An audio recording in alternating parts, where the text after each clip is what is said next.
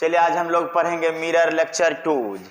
हम लोग समतल दर्पण पढ़ रहे हैं, आज पढ़ना है। उससे आगे जहाँ तक पढ़ चुके हैं उससे आगे आज पढ़ रहे हैं।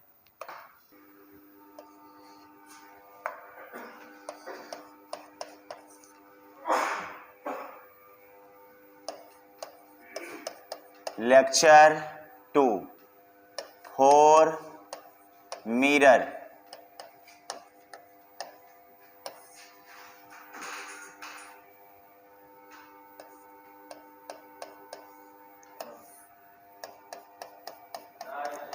समतल दर्पण, दर्पण पे प्रकाश का किरण आपतित हुआ और सतह से टकरा के प्रकाश का परावर्तन हुआ। बीच में हम लोग अभिलंब दिए। आपतन कोण 50 डिग्री, तो परावर्तन कोण भी क्या डिग्री होगा? 50 डिग्री। तो यह कोण आपका 40 डिग्री होगा, क्योंकि हम लोग जान रहे हैं कि अभिलंब है तो ये पूरा कोण 90। यदि यह 40 तो यह कोण भी कितना होगा? 40 डिग्री। चूँकि इधर भी कितना टोटल कोण 90, तो इसमें से इतना कोण आपका आपतन कोण 50, तो यह कोण कितना हो जाएगा? 40 डिग्री।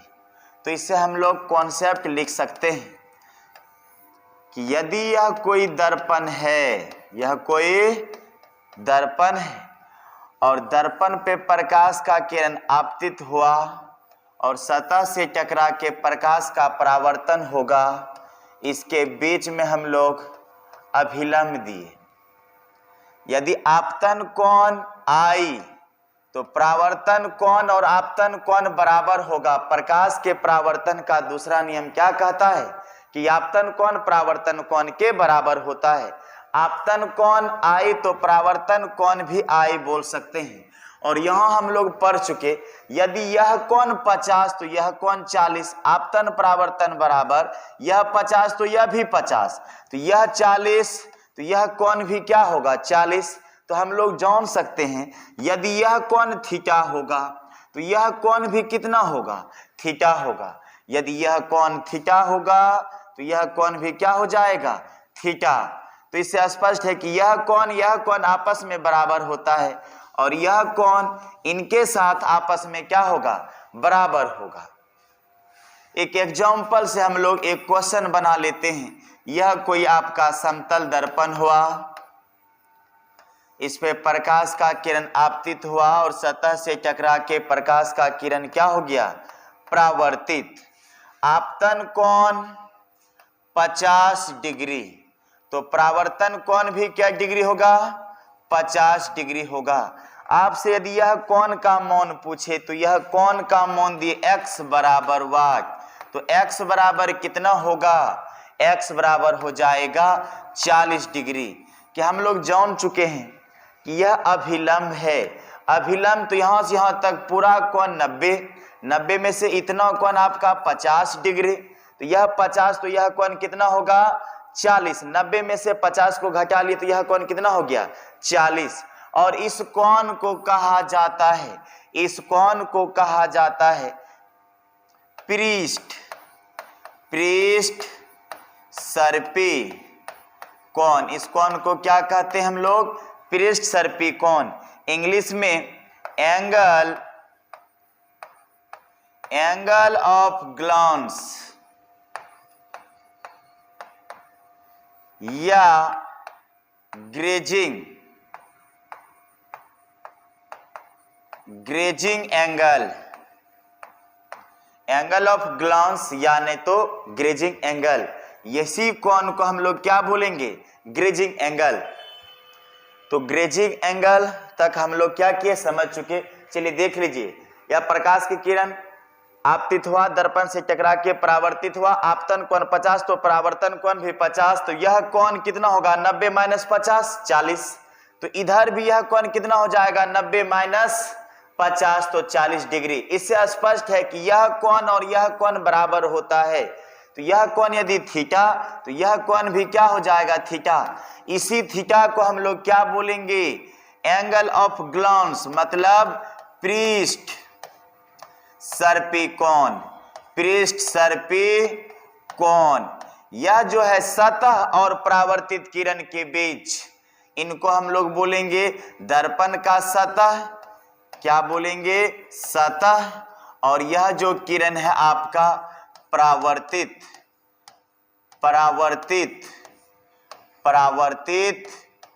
किरण। तो पृष्ठ सर्पी कोण को इंग्लिश में बोला जाता है एंगल ऑफ ग्लांस, यानी तो ग्रेजिंग एंगल। पृष्ठ सर्पी कोण किसे कहते हैं? दर्पण का सतह और परावर्तित किरण के बीच बने हुए कोण को पृष्ठ सर्पी कोण कहा जाता है। दर्पण का सतह और परावर्तित किरण के बीच बने हुए कोण को पृष्ठ सर्पी कोण कहते हैं, ग्रेजिंग एंगल कहा जाता है। अगला हम लोग डिफिनेशन, ग्रेजिंग एंगल कहते हैं किसको? मिरर, लाइट आया, दर्पण से टकरा के परावर्तित हुआ, दर्पण से टकरा के परावर्तित हो गया, यह हम लोग क्या दिए? अभिलंब। यह जो कोण है थीटा, इसे ही हम लोग क्या कहते हैं? इसे हम लोग पृष्ठ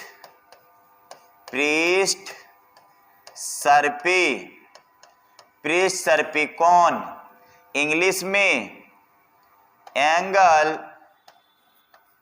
एंगल ऑफ ग्लांस या ग्रेजिंग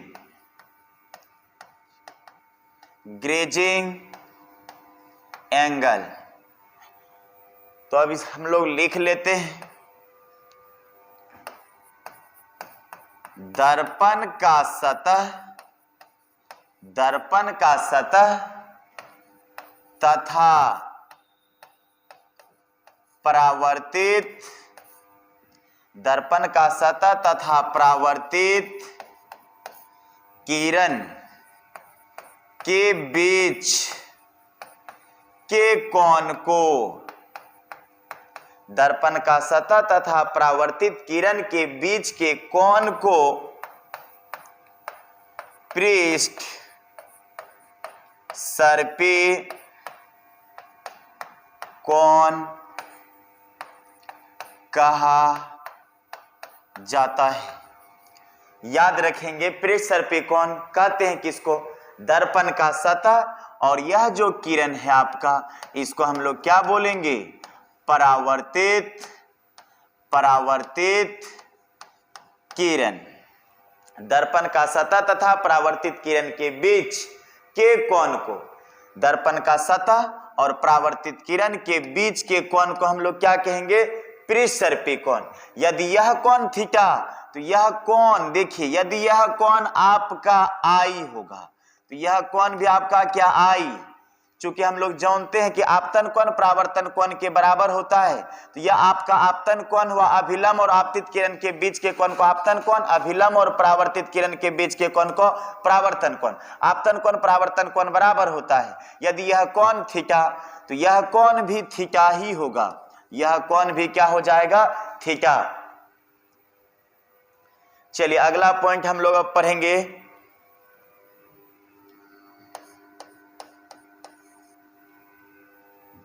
डिफ्लेक्शन ऑफ लाइट। चलिए इससे पहले एक कॉन्सेप्ट सीख लेते हैं।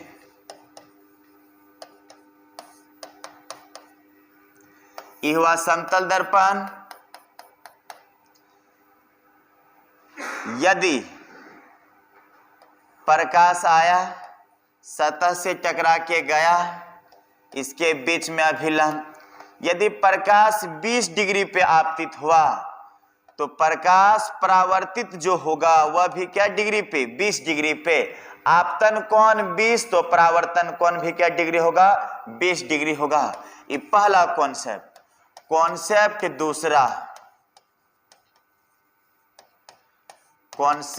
दूसरा, ये आपका समतल दर्पण है। ये क्या है आपका? समतल दर्पण। समतल दर्पण पे प्रकाश का किरण लंबवत आपतित हुआ। समतल दर्पण पे प्रकाश का किरण कैसे आपतित हो रहा है आपकी बार? लंबवत। यदि प्रकाश की किरण सतह पर लंबवत आपतित होता है, यदि प्रकाश की किरण दर्पण पर लंबवत आपतित होता है, तब वह किरण आएगा और सतह से टकराने के बाद जो प्रकाश का परावर्तन होगा, यदि लंबवत आपतित हो रहा है तो परावर्तित भी लंबवत ही होगा। यदि प्रकाश की किरण दर्पण पर लंबवत आपतित होता है तब वह परावर्तित भी सतह से टकराने के बाद लंबवत ही होता है। तो हम लोग कह सकते हैं समतल दर्पण, यदि प्रकाश की किरण दर्पण पे लंबवत आपतित हुआ 90 डिग्री के कोण पे, तो सतह से टकराने के बाद जो प्रकाश का परावर्तन होगा वह भी क्या होगा, लंबवत ही होता है। तो याद रखेंगे, यदि प्रकाश की किरण दर्पण पर लंबवत आपतित होता है, 90 डिग्री कोण पे आपतित होता है, तब वह परावर्तित भी लंबवत ही होता है, तब वह परावर्तित भी लंबवत ही होता है। तो याद रखेंगे, जब प्रकाश की किरण दर्पण पर लंबवत आपतित होता है तब वह परावर्तित भी लंबवत होता है।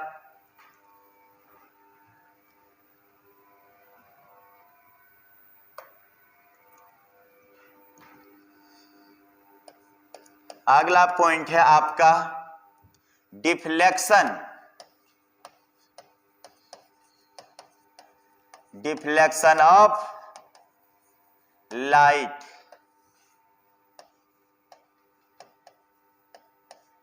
प्रकाश का विचलन, प्रकाश का विचलन, प्रकाश का विचलन। देखिए, यह आपका क्या हुआ, समतल दर्पण, इधर से लाइट आ रहा है। यदि दर्पण नहीं होता तो प्रकाश सीधी रेखा में निकल जाता। दर्पण आने से प्रकाश का परावर्तन होगा, दर्पण आने से प्रकाश का परावर्तन होगा। देखिए, प्रकाश सीधी रेखा में चल रहा है, यदि दर्पण नहीं होता तो प्रकाश सीधी रेखा में ही निकलता, लेकिन दर्पण होने से प्रकाश आया और दर्पण से टकरा के प्रकाश का परावर्तन हुआ। प्रकाश इधर गया नहीं है, यह जो प्रकाश अपने पथ से मुड़ रहा है, इसी घटना को प्रकाश का विचलन कहते हैं। जब प्रकाश का जाने का मन था, इधर अपने पथ से जो विचलित हो रहा है, इस घटना को प्रकाश का विचलन कहते हैं।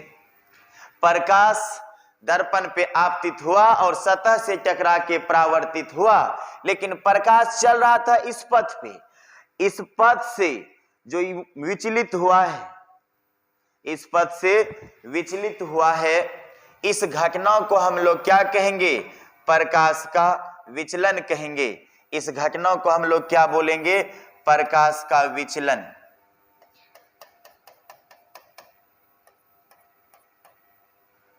तो याद रहा, प्रकाश का विचलन किसको कहते हैं, प्रकाश को अपने पथ से मुड़ने की घटना को प्रकाश का विचलन कहते हैं। प्रकाश को अपने पथ से, प्रकाश का पथ सीधे है, प्रकाश को अपने पथ से मुड़ने की घटना को प्रकाश का विचलन कहते हैं। यदि यह कोण थीटा, तो यह कोण भी कितना होगा, थीटा। यदि यह कोण थीटा, तो यह कोण भी कितना होगा, थीटा होगा। और इस कोण को कहा जाता है, इस कोण को कहा जाता है angle of deflection. Angle of deflection.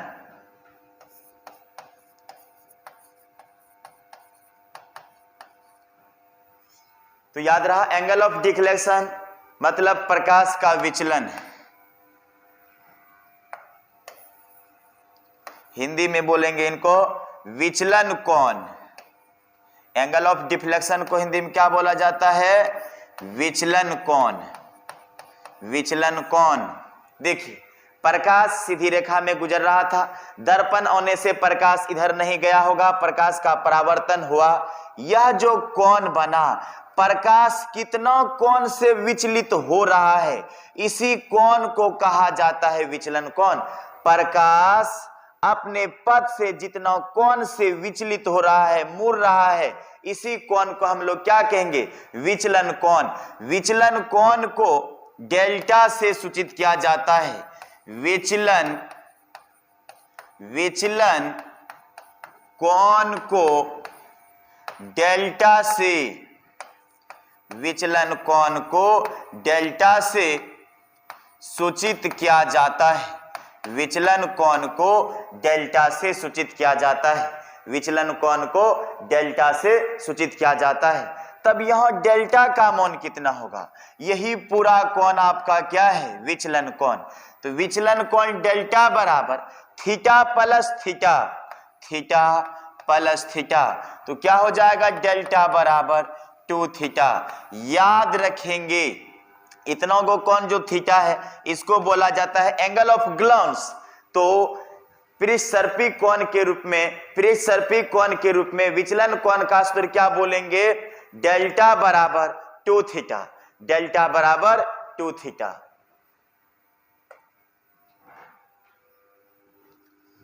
तो हम लोग लिख सकते हैं कि यह आपका हुआ समतल दर्पण, प्रकाश सीधी रेखा में आ रहा है। दर्पण आने से प्रकाश का परावर्तन हुआ।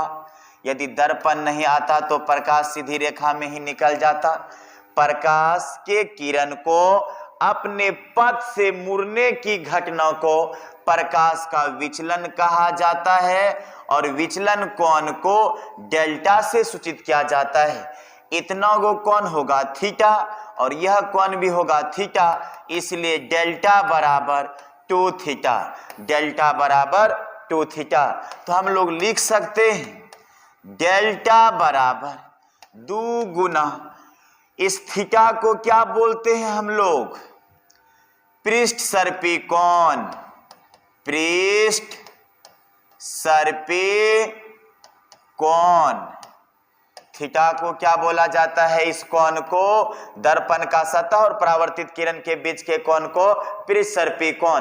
तो पृष्ठ सर्पी कोण के रूप में, पृष्ठ सर्पी कोण के रूप में विचलन कोण का जो सूत्र होगा डेल्टा बराबर 2 थीटा, अर्थात लिख सकते हैं डेल्टा बराबर 2 गुना पृष्ठ सर्पी कोण, 2 गुना पृष्ठ सर्पी कोण। तो एक सूत्र हुआ आपका विचलन कोण का डेल्टा बराबर 2 गुना पृष्ठ सर्पी कोण, या आप याद रख सकते हैं डेल्टा बराबर 2 थीटा, डेल्टा बराबर 2 थीटा। चलिए आगे जो हम लोग पढ़ेंगे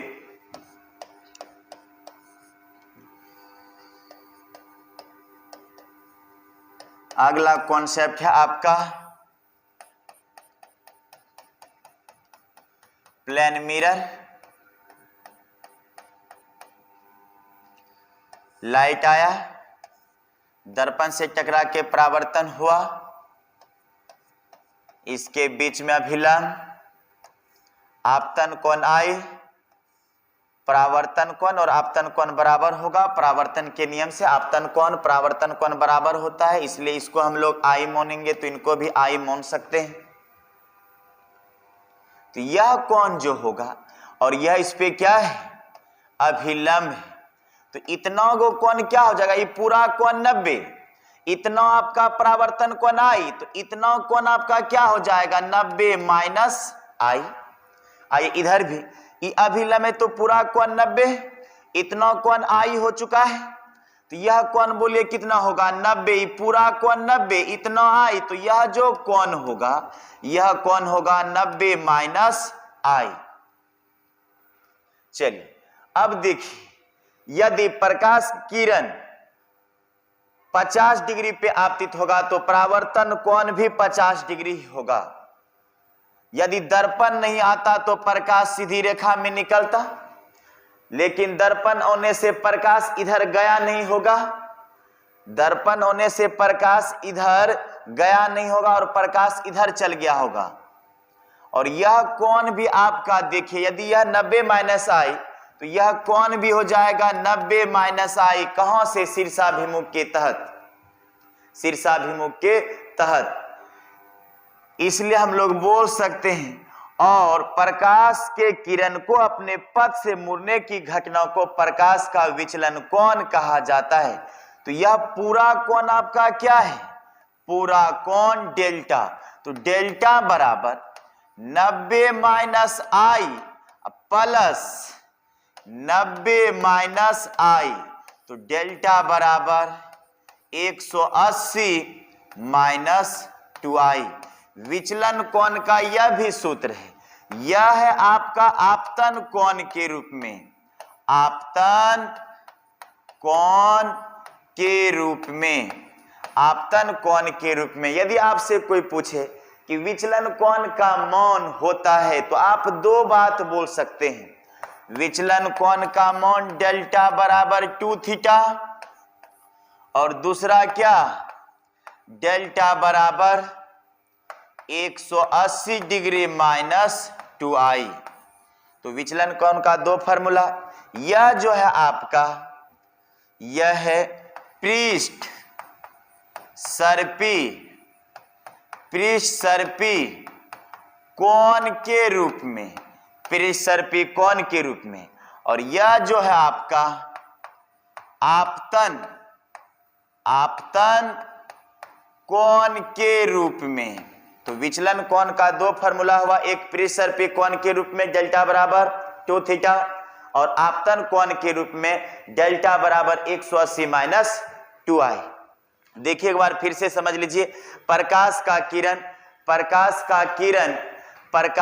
किरण दर्पण पर आपतित हो रहा है, प्रकाश का किरण दर्पण पे आपतित हुआ, दर्पण होने से प्रकाश का परावर्तन हुआ। यदि दर्पण नहीं होता तो प्रकाश सीधी रेखा में ही निकल जाता। यह कोण आई आपतन, तो परावर्तन भी आई दे सकते हैं परावर्तन के नियम से।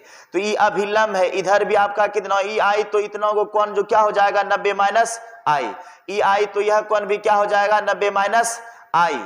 और यह पूरा कोण को हम लोग क्या कहते हैं, विचलन कोण। तो 90 माइनस आई और 90 माइनस आई दोनों को जोड़ ले तो डेल्टा बराबर 90 माइनस आई अब प्लस 90 माइनस आई कितना हुआ, डेल्टा बराबर 90 90 180 माइनस आई जोड़ आई तो 2i। चलिए अगला पॉइंट हम लोग अब पढ़ते हैं।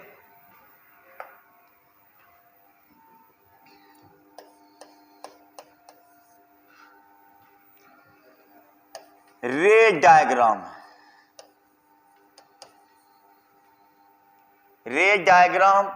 यानी तो हम लोग बोल सकते हैं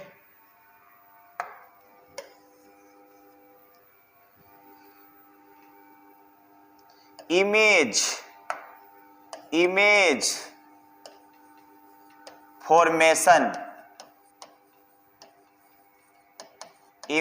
फॉर्मेशन, हिंदी में प्रतिबिंब का बनना। ये आपका हुआ प्लेन मिरर, यहां कोई वस्तु है, प्रतिबिंब बनने के लिए हम सिखा दिए हैं कम से कम क्या किरण, 2 किरण। इस वस्तु से एक लाइट इधर गया, दर्पण से क्या होगा प्रकाश का परावर्तन, फिर एक इधर गया, दर्पण से प्रकाश का क्या हुआ परावर्तन। यहां से देखने के बाद लगता होगा कि प्रकाश सीधी रेखा में ही चल रहा है, तो यहां से देखने के बाद लगता होगा कि प्रकाश इस बिंदु से नहीं, इनको पीछे बढ़ाया जाए। यहां से देखने के बाद लगता होगा कि यह प्रकाश इस बिंदु से आ रहा है, जहां कटा वहां क्या बना, इमेज बना। अब देखिए प्रकाश इस वस्तु से निकल के गया, इनको हम लोग ऑब्जेक्ट मानेंगे। इस वस्तु से प्रकाश निकल के गया, दर्पण पे आपतित हुआ और दर्पण से प्रकाश का परावर्तन हुआ, फिर यहां से गया और दर्पण से परावर्तित हुआ। यह किरण और यह किरण धीरे धीरे फैल रहा है, आगे कहीं नहीं कटा होगा, तब यह जो है कि पीछे कटा होगा, कहां, दर्पण के पीछे कटा होगा। ये वास्तविक वस्तु हुआ, ये कैसा वस्तु है, वास्तविक वस्तु। और यह जो इमेज बना आपका काल्पनिक प्रतिबिंब, कैसा प्रतिबिंब बना, काल्पनिक। समतल दर्पण में हम लोग जान चुके हैं वास्तविक वस्तु का काल्पनिक प्रतिबिंब बनता है। अब देखिए दर्पण से वस्तु का दूरी और दर्पण से प्रतिबिंब का दूरी हर हमेशा आपस में क्या होगा, बराबर। यदि यह दूरी x तो यह दूरी भी क्या होगा, x ही होगा। दर्पण से वस्तु का दूरी तथा दर्पण से प्रतिबिंब का दूरी हर हमेशा क्या होता है, बराबर होता है। दूसरा चित्र से हम लोग इसको समझें। यह आपका क्या हुआ, प्लेन मिरर, समतल दर्पण। यहाँ कोई आपका वस्तु है। प्रतिबिंब बनने के लिए इससे कितना किरण गुजारना होगा, 2 किरण। एक किरण यहां से इधर गया, दर्पण पे पड़ा और यहां से प्रकाश का क्या हो गया, परावर्तन। एक किरण सीधे लंबवत दर्पण पे आपतित हुआ है। कैसे, लंबवत। और हम लोग पढ़ चुके हैं यदि प्रकाश की किरण दर्पण पर लंबवत आपतित होता है तब वह परावर्तित भी लंबवत ही होगा, तब वह इधर लौट जाएगा। यदि प्रकाश की किरण दर्पण पर लंबवत आपतित होता है तब वह परावर्तित भी लंबवत होता है। तो प्रतिबिंब बनने के लिए जैसा कि हम लोग पढ़ चुके हैं कि उस वस्तु से 2 किरण निकालिए। यह जो वस्तु है आपका, इससे हम लोग 2 किरण निकालेंगे। एक किरण इधर गया और दर्पण से टकरा के इधर चल गया, एक किरण लंबवत गया और दर्पण से टकरा के पुनः लंबवत किरण जिस रास्ते से चलता है पुनः सतह से टकराने के बाद उसी रास्ते से वापस लौट जाता है। तब इसका इमेज कहां बना, तो यह किरण और यह किरण आगे जाके धीरे धीरे फैल रहा है। तब प्रतिबिंब बनाने के लिए इसे भी क्या करना होगा, पीछे पहुंचाना होगा और इनका भी काल्पनिक रूप इधर होगा। अब बोलिए, जहां दोनों किरण काटा वहां क्या बना होगा, इमेज। तो यह दूरी यदि x तो यह दूरी भी क्या होगा, x होगा। तो याद रखिए कि दर्पण से वस्तु का दूरी बराबर दर्पण से प्रतिबिंब का दूरी। समतल दर्पण में वस्तु जितना आगे, वस्तु दर्पण से जितना दूरी पे होता है उतना ही दूरी पे दर्पण से प्रतिबिंब बनता है। तो इनको हम लोग प्रूफ कर देते हैं, इनको हम लोग क्या कर देते हैं, प्रूफ कर देते हैं।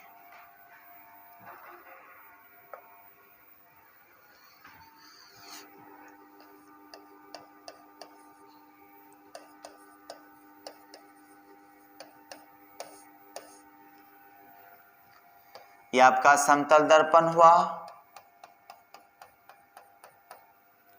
यहां कोई वस्तु है, प्रतिबिंब बनने के लिए 2 किरण, एक गया दर्पण से टकरा के प्रकाश का क्या हुआ, परावर्तन। एक लंबवत किरण दर्पण पे आपतित हुआ, कैसे, लंबवत। तो लंबवत किरण परावर्तित भी लंबवत ही होगा और परावर्तन के बाद इधर चल गया। तो यह कौन क्या डिग्री, 90 डिग्री। तो यह प्रतिबिंब बनने के लिए 2 किरण का कटना जरूरी है। तो यह किरण और यह किरण कहीं नहीं कटा होगा, तब इसको पीछे बढ़ा के कटाते हैं। जहां दोनों किरण कटा वहीं क्या बना, इमेज। इसका नाम दे दीजिए P O, इसका नाम Q, P O Q, इसका नाम I, P O Q, इसका नाम क्या, I। चलिए देखिए, यानी तो हम लोग इनका ही नाम दे देते हैं ऑब्जेक्ट।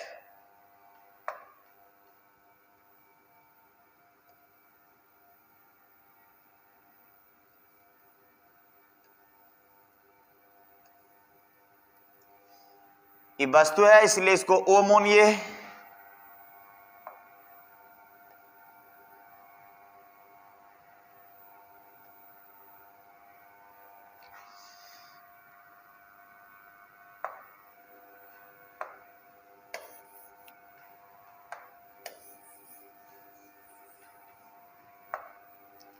चलिए फिर से बनाते हैं। समतल दर्पण, यहां कोई वस्तु है, वस्तु O। प्रतिबिंब बनने के लिए हम लोग जान चुके हैं क्या, किरण, 2 किरण। लाइट गया दर्पण से टकरा के क्या हुआ, परावर्तित। फिर प्रकाश का किरण गया दर्पण से टकरा के क्या हो गया, परावर्तित।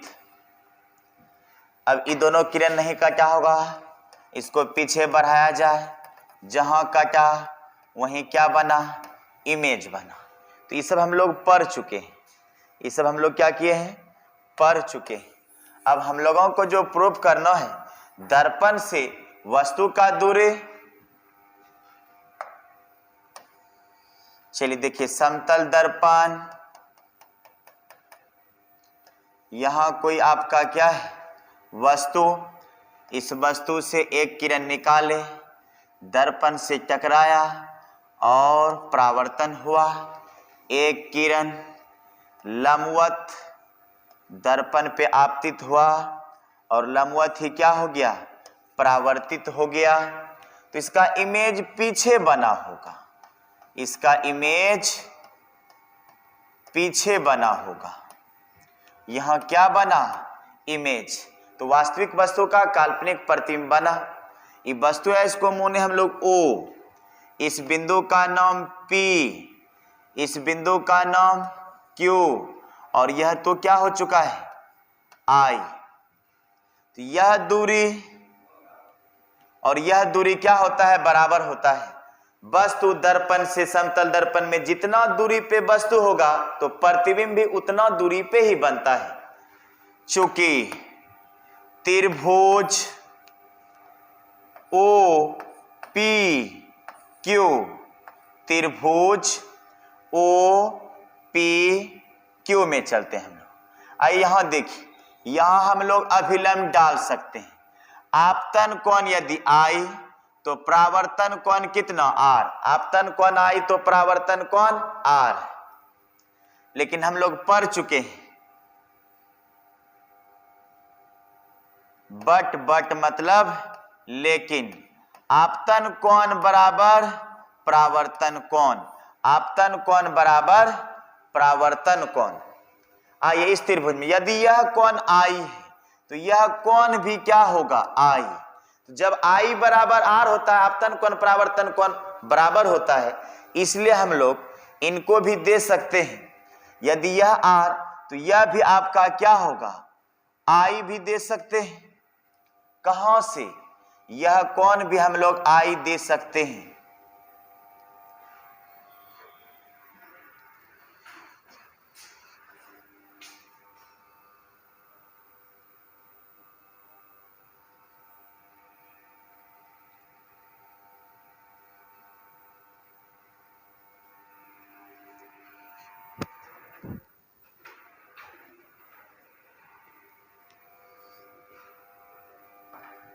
I कोण आपतन I बराबर R, तो E कोण I, तो यह कोण भी आपका क्या हो जाएगा, I हो जाएगा।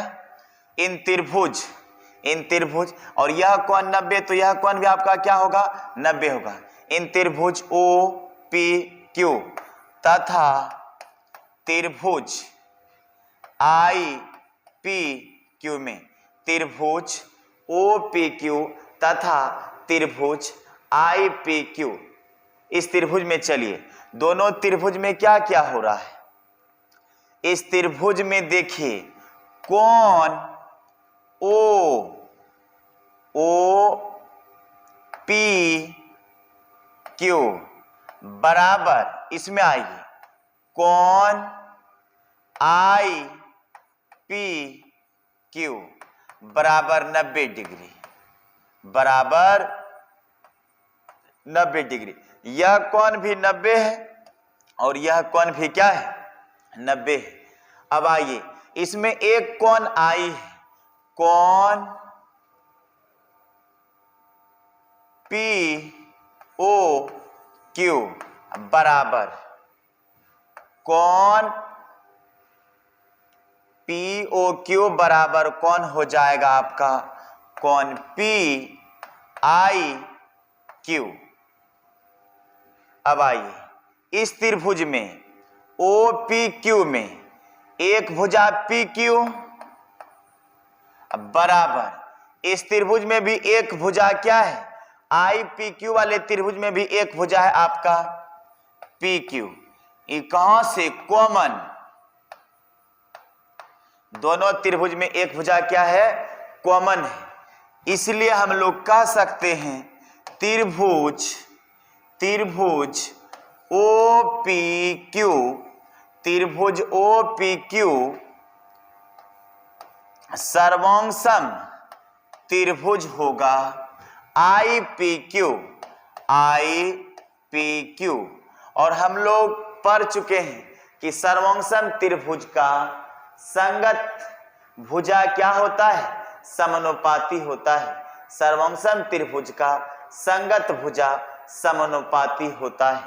इसलिए हम लोग बोल सकते हैं, इसलिए OP बराबर PI, OP बराबर क्या होगा, PI। तो याद रखें कि समतल दर्पण में वस्तु का दूरी बराबर प्रतिबिंब का दूरी होता है। तो नोट करके यहां लिख लिया जाए, समतल दर्पण में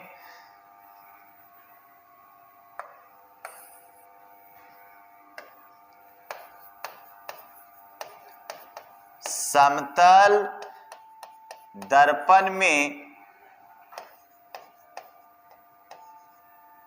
वस्तु दूरी, समतल दर्पण में वस्तु दूरी तथा प्रतिबिंब का दूरी हमेशा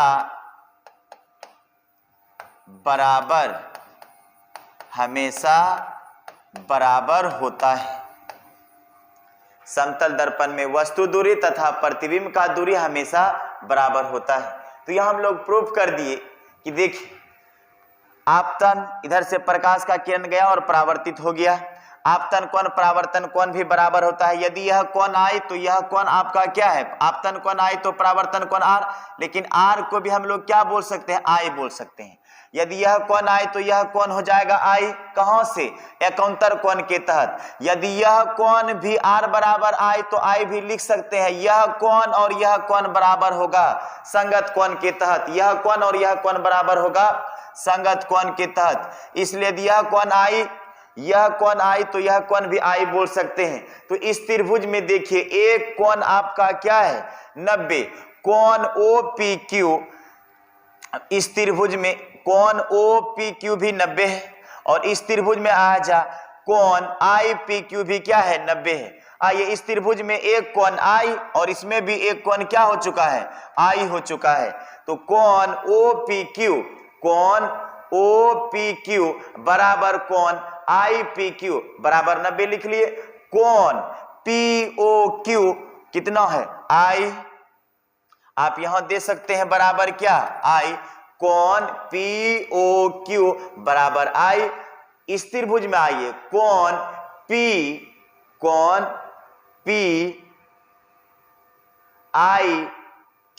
बराबर I। यह कोण O का भी मान है आपका कितना I। तो यहां हम लोग क्या लिखे हैं, O को, जिस कोण को लेना है उसको बीच में रखे, तो कोण POQ बराबर कोण IPQ बराबर I।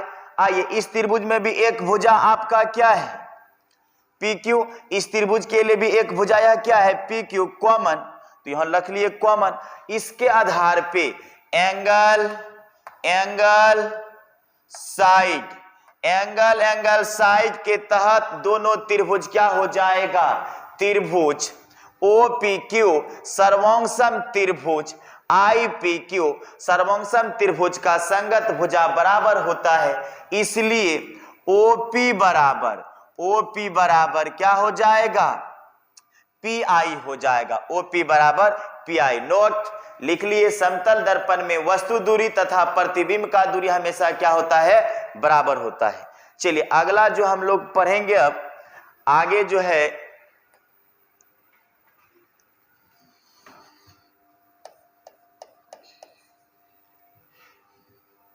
Minimum height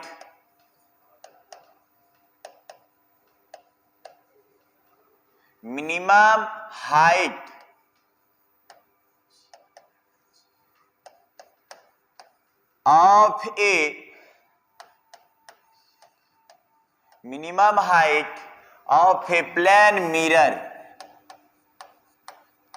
minimum height of a plane mirror to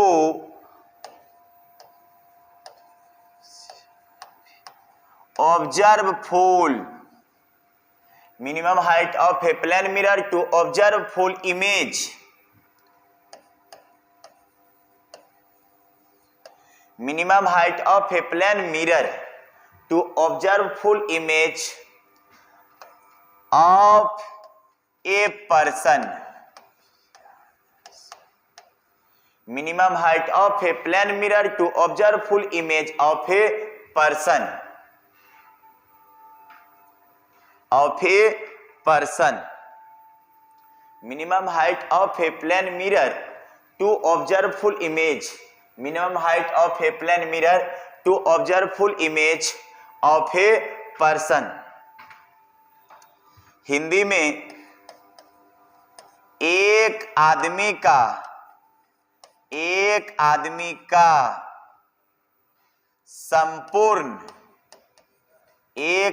का संपूर्ण प्रतिबिंब देखने के लिए, एक आदमी का संपूर्ण प्रतिबिंब देखने के लिए समतल दर्पण का न्यूनतम ऊंचाई, एक आदमी का संपूर्ण प्रतिबिंब देखने के लिए समतल दर्पण का न्यूनतम ऊंचाई। तो यह आपका थ्योरी है minimum height of a plane mirror to observe full image of a person. एक आदमी का संपूर्ण प्रतिबिंब देखने के लिए समतल दर्पण का न्यूनतम ऊंचाई। चलिए देखिए, यह कोई आपका क्या है,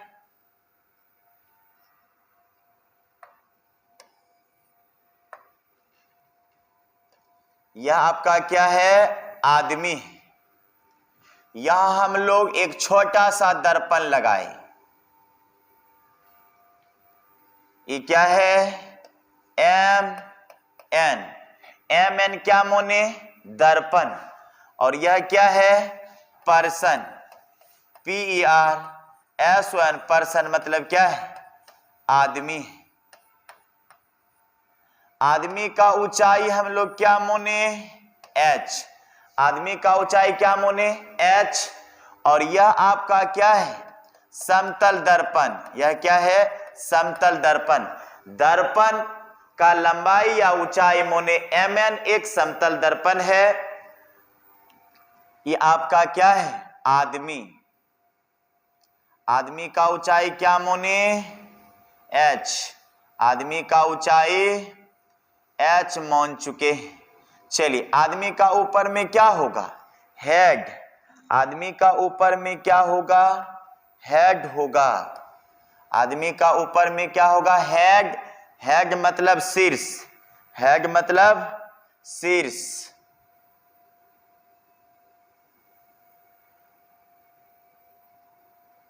ये कोई आदमी है, ऊपर लिए हेड, नीचे आदमी का पैर होगा।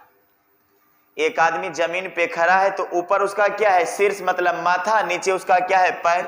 अब देखिए, हेड से प्रकाश का किरण आया, दर्पण पे क्या हुआ, आपतित। और दर्पण से टकराने के बाद प्रकाश का क्या हो गया, परावर्तन। दर्पण से टकराने के बाद क्या हुआ, प्रकाश का परावर्तन।